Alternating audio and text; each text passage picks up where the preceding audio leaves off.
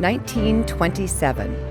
After 2 decades of false starts, aviation was finally spreading its wings. Charles Lindbergh, the dashing son of a U.S. congressman, captured the world's fickle imagination. Away he goes. Families crowded around the radio to listen to the breathless reports as the Spirit of St. Louis crossed the Atlantic Ocean. Flight from New York to Paris. A year later, Lindbergh was named Time magazine's first Man of the Year. Now a national hero, he was mobbed by fans during a whirlwind tour across the country.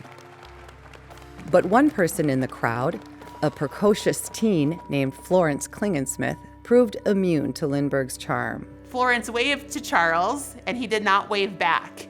And she took offense to that. She wanted to show him and show everybody that a woman could fly too. She'd later write she was a lone girl among 400 boys. Lindbergh's wave, or lack thereof, sparked something primal within Florence, something that would change the direction of aviation forever.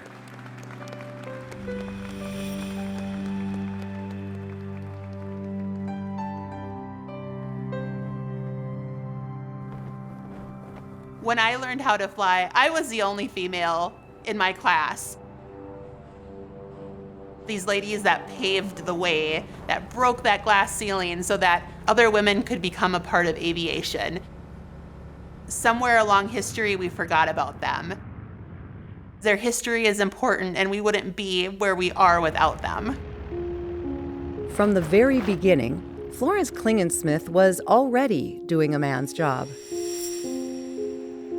She was born on a small farm north of Moorhead. Moorhead still has a small town feel. A word that's been used to describe Florence is spectacle. That's a Norwegian word that means rambunctious and wild and kind of crazy and kind of a wild child. She rode motorcycles up and down the street of Moorhead, Minnesota. She did stunts off the ski jump. But she'd never considered a career as a pilot. That is, until she was snubbed by Charles Lindbergh in North Dakota during that summer of 1928. That's where she got her interest in aviation and decided that she was going to be a pilot to show him and show the others. Brash and enthusiastic, Florence first took a job skydiving in exchange for flight lessons, then working as an assistant mechanic at the Fargo airport. She traveled door to door, hat in hand, soliciting donations for her first plane. It worked. Someone met her with the response of, "If you risk your neck, I'll risk my money." And I can imagine she didn't hesitate one bit to accept that offer. Florence christened the plane Miss Fargo, but aviation was still experiencing some severe growing pains. It was financially difficult for people to become pilots. She begged for money. She was a stunt girl, jumping off of airplanes, walking on wings, whatever she could do to make money to learn how to fly. All her hard work paid off because she became the first female pilot in the state of North Dakota. Pilots struggled to make a living. Barnstormers crisscrossed the country, performing for crowds of all sizes, literally sleeping in barns next to their planes and the livestock.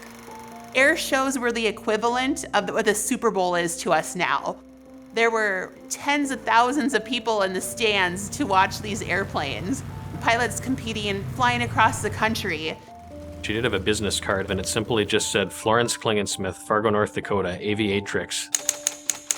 She probably would have worn that title with pride, showing that, yes, a woman can do this. Skepticism and thinly veiled chauvinism followed the Aviatrix into the cockpit with each flight.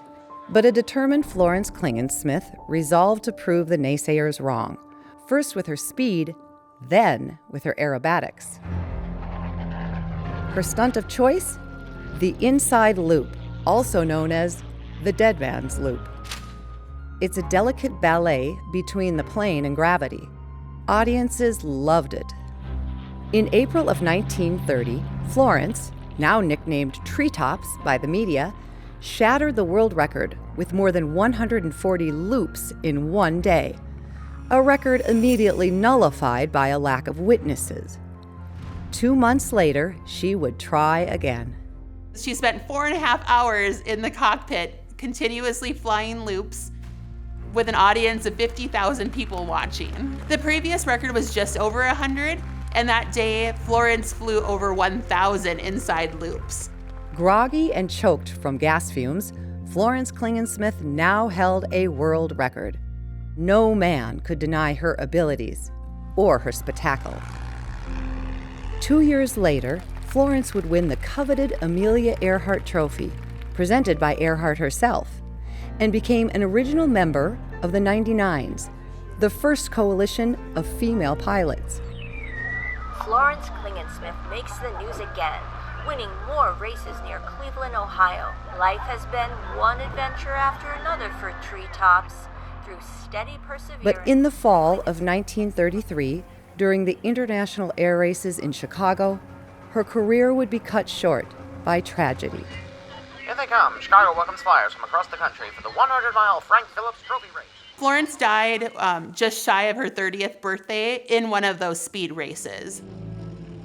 Her plane had been fitted with an engine that was too large for it. That caused some mechanical failure that ultimately resulted in her nosediving into the ground at a great speed.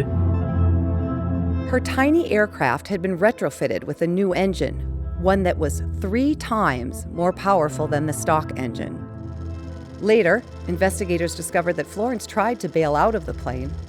Her parachute was found tangled in the fuselage. The normally hushed whispers of sexism grew louder, with organizers seizing on Florence's death to bar women from future air races. Her gender was immediately looked at for a cause. It didn't matter that there were 80,000 people in that audience that watched the plane fall apart. North Dakota's Aviatrix spiraled out of control just seconds before impact. Through the first 8 laps, Klingensmith... During their investigation, they found that Florence indeed was on her period at the time. As soon as the media found out about that, they ran with that. Back in those days when pilots died, they were celebrated. They were heroes. But Florence was shipped back to Moorhead, Minnesota in a box, on a train, covered in newspaper. Florence Klingensmith was buried in Oak Mound Cemetery just outside of Moorhead. The fallen hero had returned home. An investigation into her death ultimately revealed the cause of the crash: mechanical failure. Her career lasted just 6 short years. She just didn't get that same respect and celebration that male pilots were receiving at the time. Pioneer of the skies, Charles Lindbergh, has died. Unlike Florence, Charles Lindbergh would fly for another 40 years. Then President Ford would tell reporters, Lindbergh represented all that was best in our country. When Florence was flying, there were 29 million women registered to vote. There were less than 12 that were pilots. Today, aviation continues to be dominated by men. Only 6% of pilots in the United States are female. Society told her that she should be at home and she should have babies and she should take care of her house. I decided that I was going to make it a mission to have our airport name changed in her honor. The Moorhead Municipal Airport now has been rechristened Florence Klingensmith Field. Florence was also honored at the Air Race Classic by the University of North Dakota in 2023. It's a good reminder that you don't have to be born in a big place to do great things. Near her home in Moorhead, Minnesota, a mural stands watch, honoring Florence's achievements and cementing her legacy as a pioneer. She was forgotten for so long, but she's coming back to life and people know who she is again. Now, the story of the Aviatrix endures, inspiring a new generation of women to fight for their seats in the cockpit.